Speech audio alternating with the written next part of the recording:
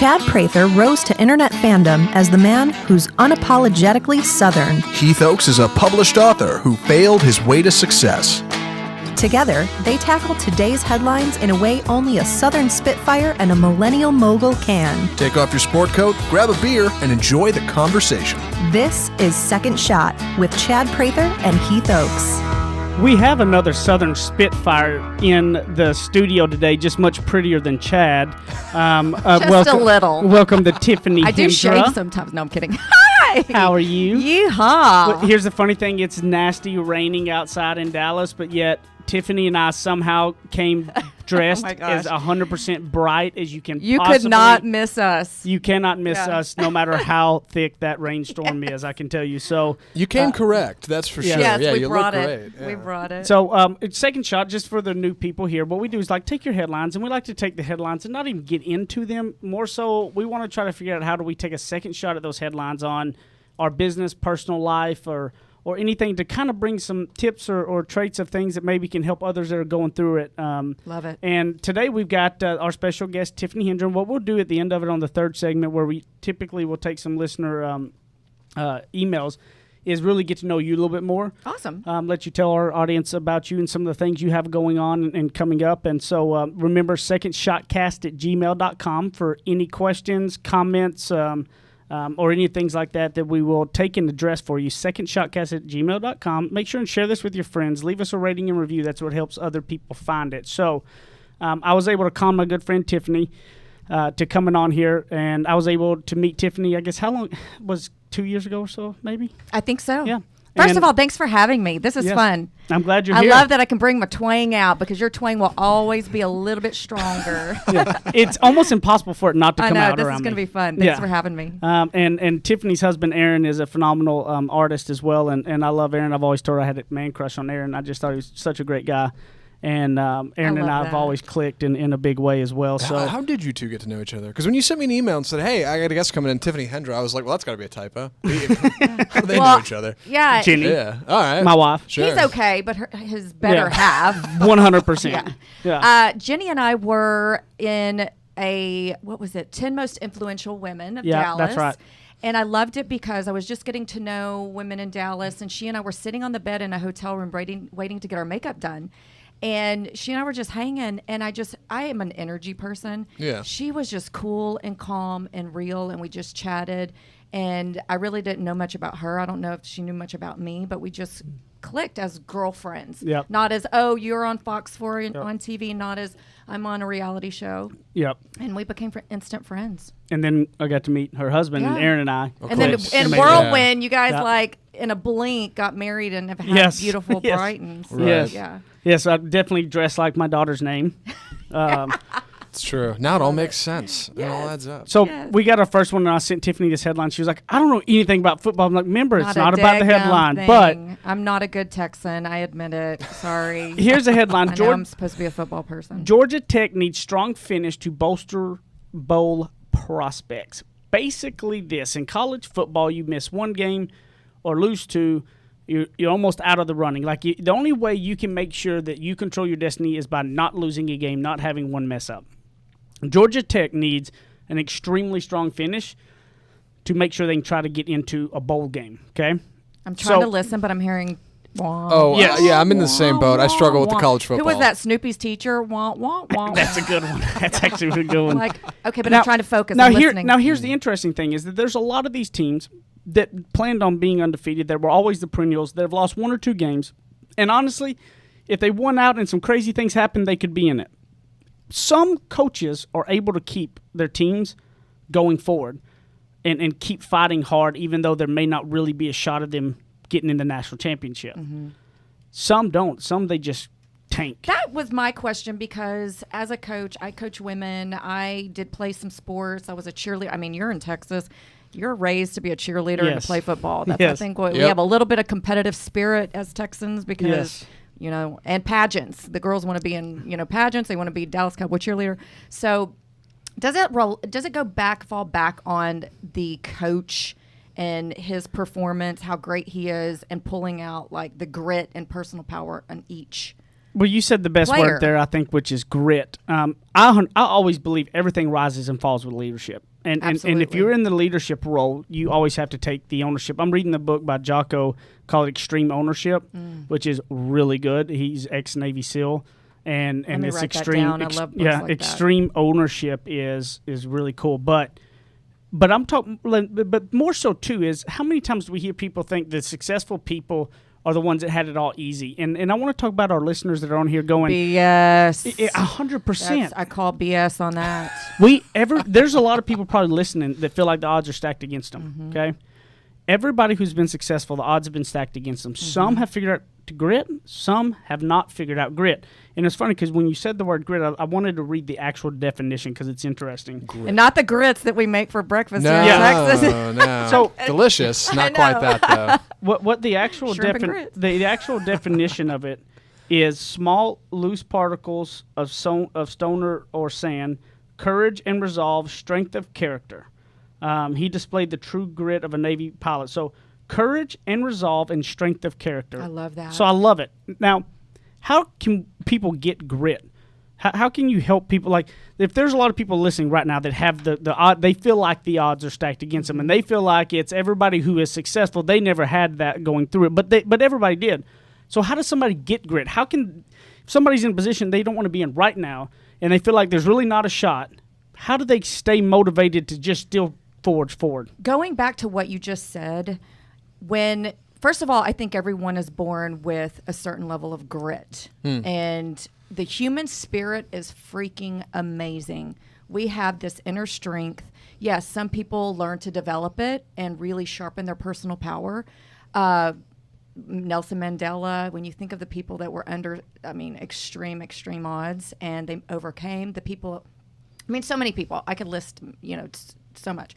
But grit, you said people are saying, oh, look at all this I have against me. Look at the obstacles.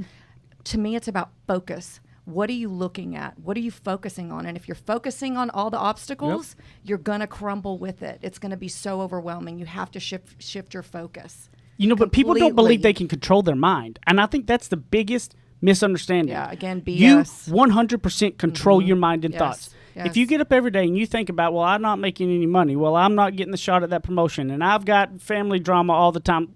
Listen to your self-talk as well. Yes, that's what it is. All you're doing is saying negative. Yes, and it's called hashtag Tiffarmation. Yeah.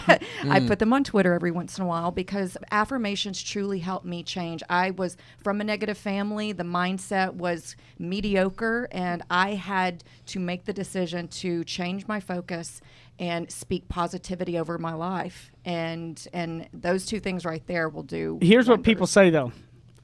They always say, well, yeah, Heath, I'm talking about, besides all that stuff, you're talking about corny stuff, right? They all think it's corny.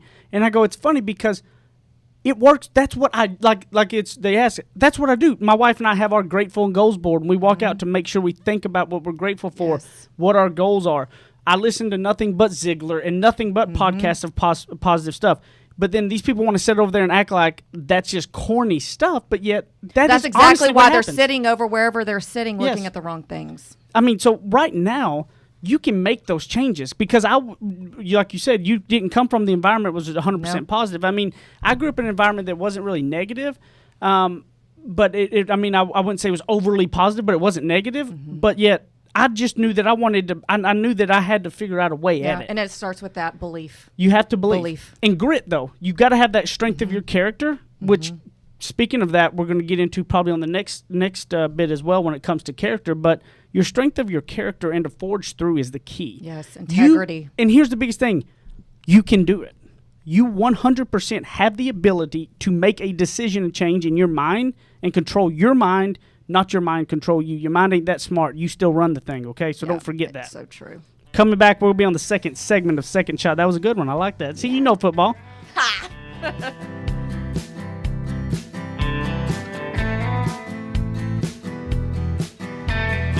He likes cowboy hats and boots. And he's a suit and tie kind of guy. Chad Prather and Heath Oaks host more of Second Shot coming up on RNCN.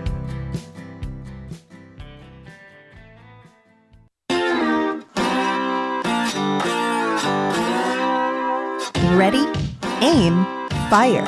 Second Shot is back for another round on the Real News Communications Network.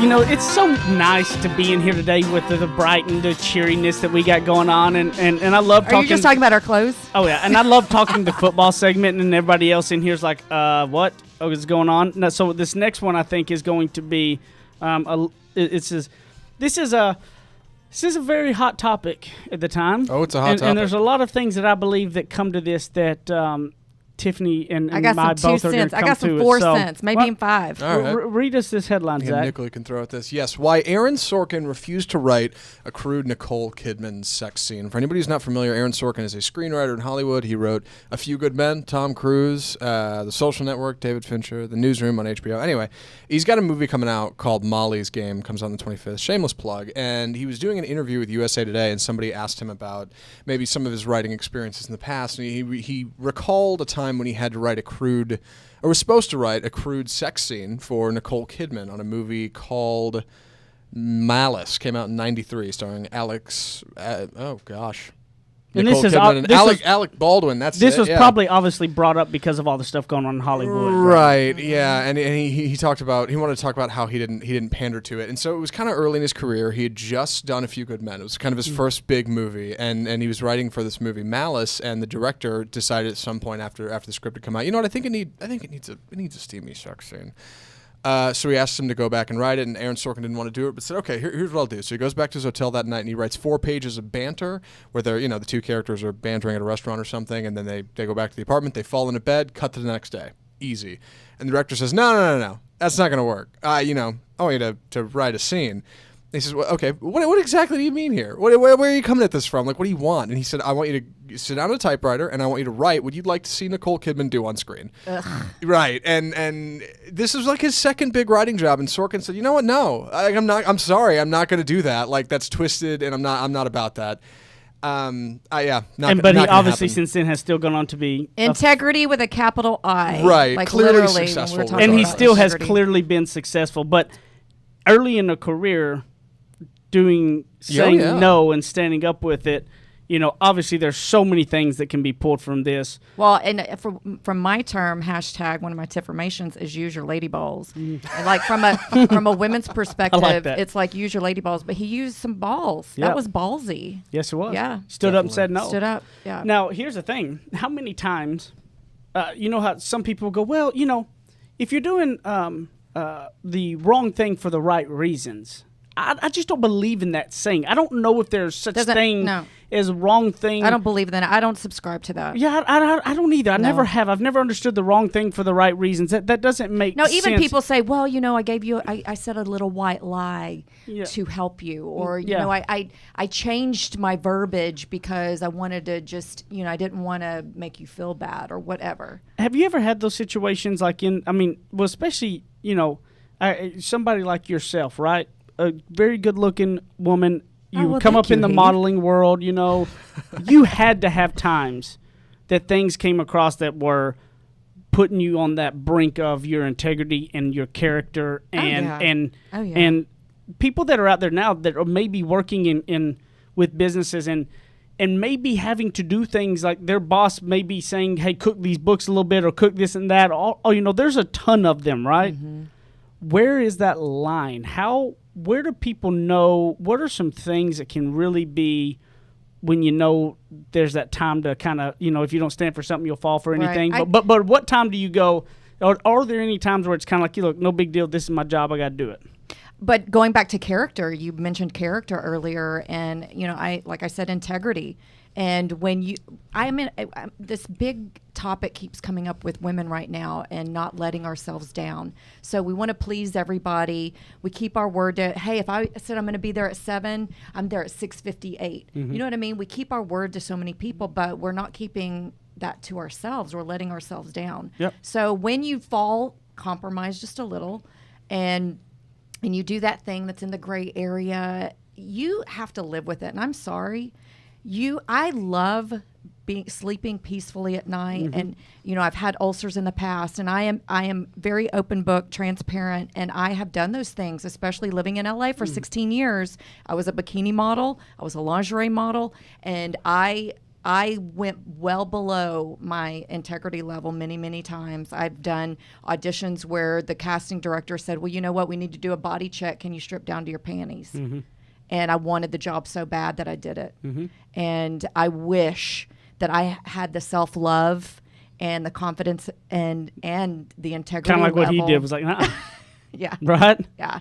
I mean, I have friends that did. They're like, hell no. Sorry. No. Can you get maybe a female to come in or whatever? And I didn't. And I had to own that and deal with it for a long time and forgive myself for making those decisions. Well, and here's the best thing is just because that happens doesn't mean you can't ever bounce back. But it's moving forward. It's when you don't, right? Like when you stop making those and you know when it is. And I look at it and I go, in what we do all the time and in the business world is so filled of nasty people that will tell and do whatever it takes to get business or do any of that. And, my dad always had a strong thing that, remember, son, your last name's mine. I am so glad you said that because with the show, Real Housewives and all of that, we just went to Australia recently, and Aaron's family is so wonderful, and I bear his last name now. And not only would I not want to continue to put myself on a public level on a platform where I dishonored God, but hell no, I'm not going to dishonor the Hendra name. Yep. My dad always said, your last name is mine. Don't forget it. Yes. And I think in today, some people don't think about that. No, they don't care. Character and integrity and who you got to find out what you stand for. And I think in the personal world, we were talking about it earlier. I think if people are in the dating world, a lot of times people will get wrapped up. Maybe they have just a strong attraction to somebody, and then they overlook all of the things that are not kosher to what they believe and how it is, but you just have this strong attraction with that butterfly stage, right? Like that goes away at some point. So you need to make sure, don't overlook the things that are important to you. Right, especially if because you and your husband, Aaron, for instance, y'all are on the same way, like y'all are both positive people, just like Jenny and myself as well, and you and Aaron have the strong foundational pieces are all the same. Right, and I dated so many guys that were great guys, but we didn't have the same spiritual beliefs, and I knew in my gut that this was not marriage material. But yes, like you're saying, I stayed with them because I was desperate and I wanted to be in a relationship. And if I loved myself more, and that's when I started on a journey. When I met Aaron, I had been single for the first time for about 1.5 years and started really working on myself and getting refocused on the things that I believed in. What does Tiff believe? What am I going to hold myself accountable for now? Instead of just dating whoever and, partiers, bad boys, and all of that. It's funny because if you, on paper, Jeannie and I would not be a match. I mean, we are literally the furthest from being a match on paper. I love how you always say you married up. Oh, absolutely I did. I'm telling you, I married up like a champ. But you look at it, you got a guy who's dyslexic that can barely read and write, and I got married a journalist. That's awesome. An Idaho girl, East Texas guy. I mean, everything about us on paper, except for the most key fundamental parts, and that's striving for to be a good person, a good example, doing right, and having the integrity, having our faith. Those foundation keys are what are absolutely so in line that everything else doesn't matter. And I think it's important. What I think is most important part of it when it comes to knowing what that line is you got to know what the hell your line is. Yes. Too many people don't know what the hell their own line is. They don't. And when you're talking about marriage and people marry because it looks great on paper and it's like a business transaction. It's the worst thing in the world. I'm sorry. Those are all the people that are getting divorced. Yes. You cannot do that. No, you can't. I mean, because like I said, on paper, we would be complete opposites. But you got to know your line. You do. I clearly know where my character, my integrity, and where my moral compass line is. I had a father who made sure I had that instilled in me at a very early age. Okay, there was no wavering from that. And I think that today's world, too many people don't know their line. You don't know what you're willing to cross and not, and so I can't tell you what it is and isn't because you got to know that for yourself. Well, you're grateful. Be grateful because a lot of people are not raised with a strong father figure that can 100%. instill that in them. Yep. So that's why people like us, motivators, I coach women. A lot of them, they can't talk to their mom. Yep. So they don't know what their line is because it wasn't instilled in them. Yep. And it's the most important thing to do is hurry up and find that line. Yes. Don't you think? Absolutely. Like you got to know what you're willing to cross and what you're not willing to cross. Yes. And to me, my name and my reputation is what all I got. Well, now you're a father. Yeah, well, 100%. So, my daughter, she will know from day one that she is a badass. She is strong. Exactly. She is she can be just as much of a badass as anybody there is on the face of the earth. And Brian the badass. I love that. This woman, she gonna be tough. I promise you that. I know she is. This one, that girl is gonna be tough because I'm gonna make sure she wears turtlenecks and sweatpants for the rest of her life. And that's it. No, because Jenny loves fashion. She's gonna be fashionable. Yeah. Well, I'm I know still what you fighting mean. for the I know what turtlenecks you and mean. sweatpants. The Velma Dinkley approach. I respect that. Yes. Know your line, people. Know your character line. Know your integrity. Find it if you don't not have it. Cross it. Exactly. Third segment coming up on Second Shot. Now that's what I call ignorance on fire. More of Second Shot with Chad and Heath still to come.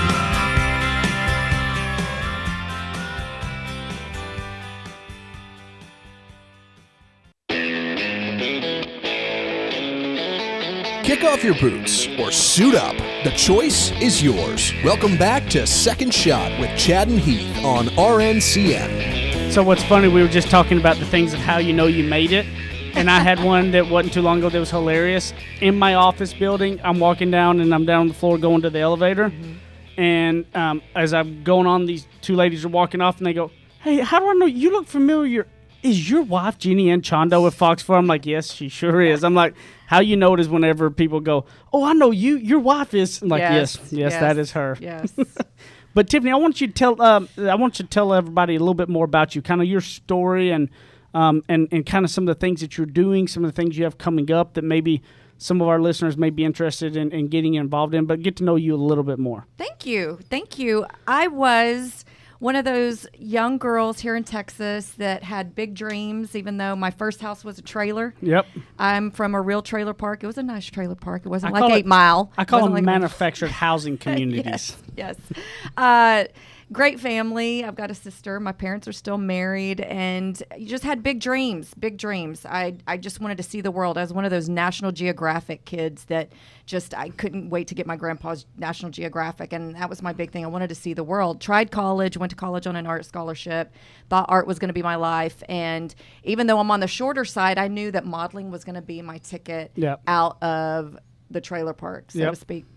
And I started traveling the world and finding that I loved being in front of the camera, any way, shape, or form, doing commercials, anything like that. Ended up Leanne Locken from the show, from Real Housewives. She and I were both Houston girls. We moved here to Dallas in '94, and I thought that was like, I'm going to the big, scary city. Right. You know what I mean? I was like, DFW. The big D. Yeah. And moved here, did a lot of modeling, and again, that itch to go even bigger. So I, loaded up the wagon and headed out to LA, headed west. Yep. And had a great career. I was really fortunate that Tiffany from Texas, I don't look like a normal Texan because I'm, part Japanese, I'm Czechoslovakian, 2 tribes of Native American. So I would open my mouth and the casting directors were like, wait, that's not how I thought you would sound. Expected. So you really use that, probably like you do, Heath. Yes, 100%. Do you use that twang a little bit? I do. Yeah. I honestly don't know how to do it any other way, but I just own it. I did have an agent say, you know what, you've got to get rid of that. You've got to get a dialect coach. And I did, and I could turn it off when I want to. But fortunate to work on a lot of TV shows, figured out that, that southern thing that women have, that self-deprecating thing really worked to my advantage. And I started TV hosting. Yep. Did a lot of things. So long story short, that dream had come true, right? Mm-hmm. Not. I'm getting the paycheck. I'm on all the different networks, and I was miserable. Really? Yes, I was miserable, and that's why finding your purpose and one dream you start out on it could be the bridge to the next dream, because that was not it for me. There was something more, and don't you think that's the key that a lot of people miss, is that honestly, the journey is the most important. There is no destination. That is not a cliche. There is no destination. Yeah, I always say it's the journey because there is no destination. Yes. That's not even there's zero destination. Yes. It's an ongoing deal. Absolutely. Enjoy the journey. Absolutely. And so I had a lot of things happen in my past just, from daddy issues, have a great dad, but just didn't have a great relationship with him, had some traumatic things happen to me that I hadn't dealt with. So I was carrying a lot of baggage, putting on this, facade of, wow, my friend's back home, the family seeing me on TV, and she's made it and all that kind of stuff. But I wasn't making it. I was slowly dying. And I hit a rock bottom moment, got caught up in drugs and alcohol because of the things that I was trying to mask and numb myself. And it was a beautiful thing because I had just finished a TV show, had a lot of money in the bank, came here in 2002 to Dallas to sober up. I call it marinating in my shit. I like Faced that. my shit.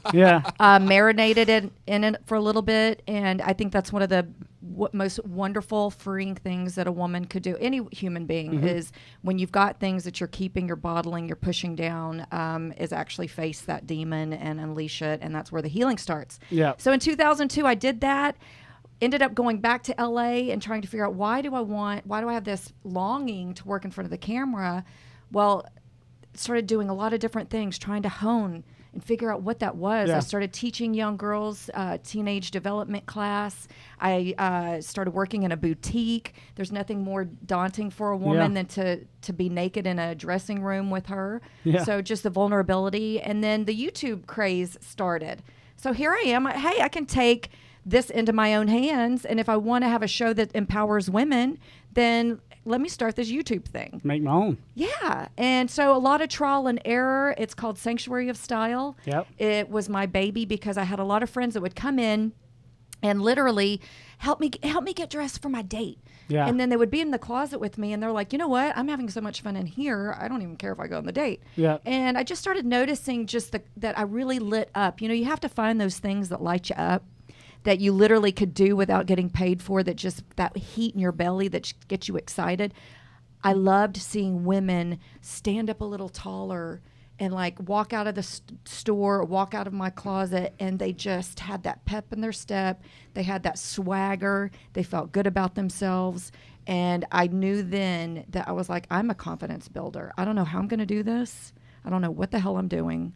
But I want to help make women feel like that all the time. Why do we have to just, when we put on a pretty dress, why can't we own that every single day of our life? So that set me out on a journey that, led me to where I am now. And I've built Sanctuary of Style, I have followers all over the world. And now those followers started contacting me and saying, I love your energy. I know your past. If you can do it, I want to do it. Can you coach me? And I was like, I don't know. Am I worthy? I don't know what I'm doing. You know what I mean? What year did you and Aaron meet? We met I actually dated Aaron's friend. Gotcha. Yeah, so I knew of him, hung out. He had a big mansion. The record label put him in the Hollywood Hills. But he was a good boy.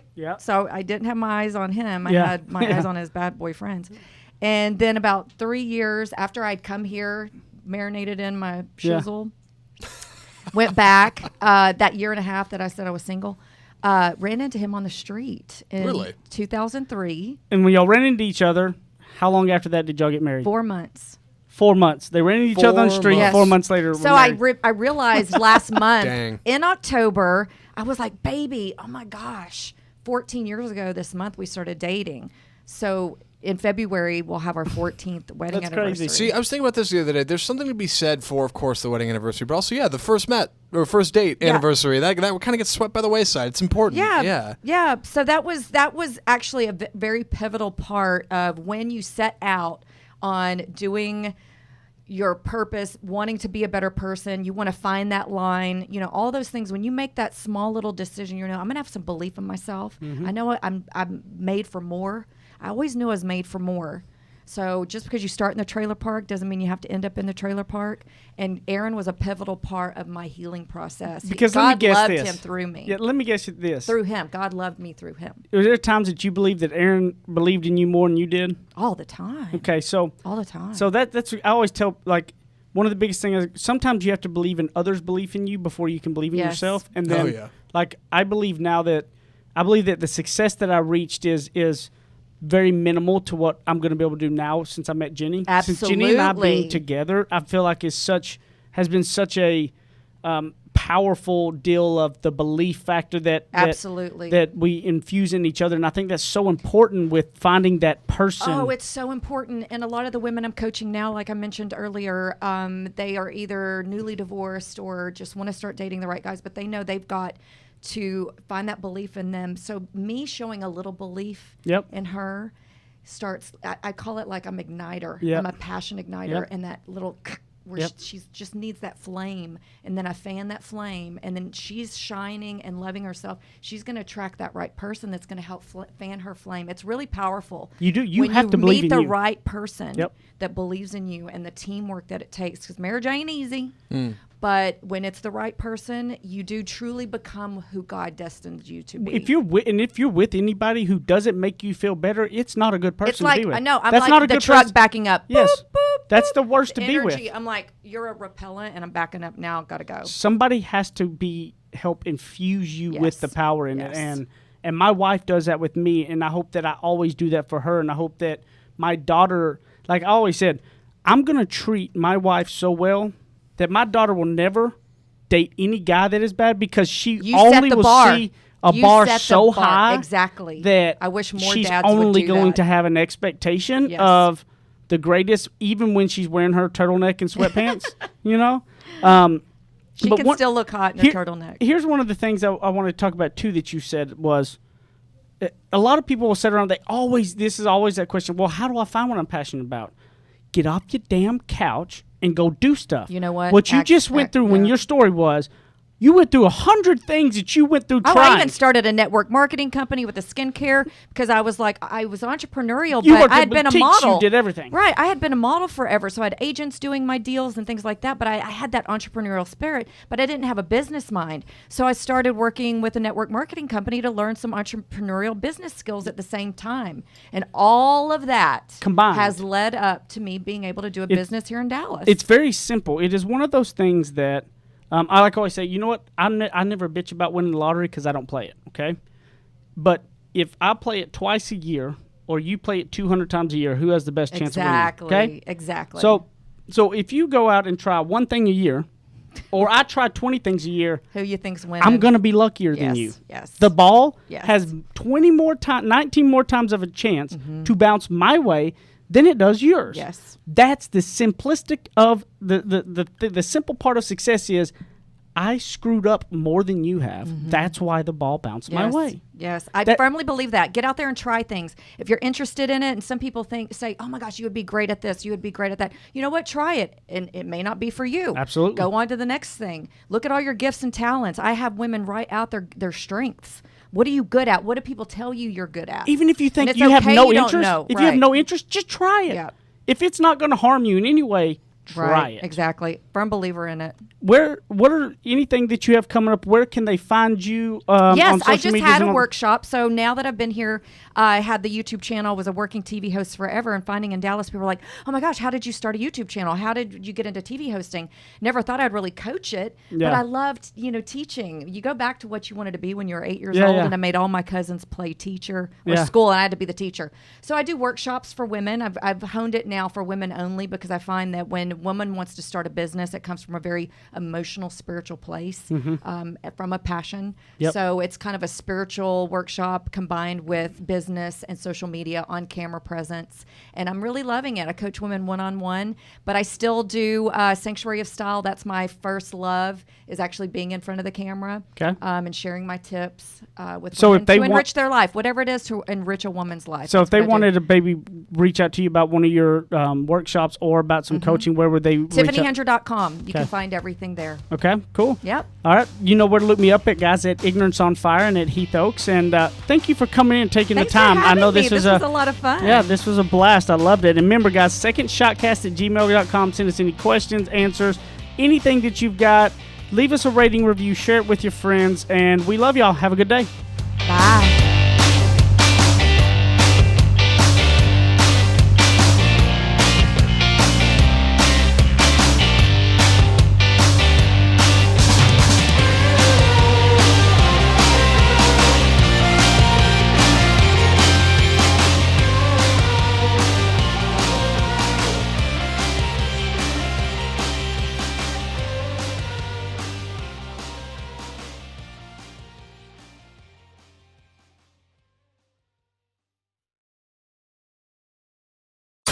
You're listening to RNCN, the digital destination for premium talk radio.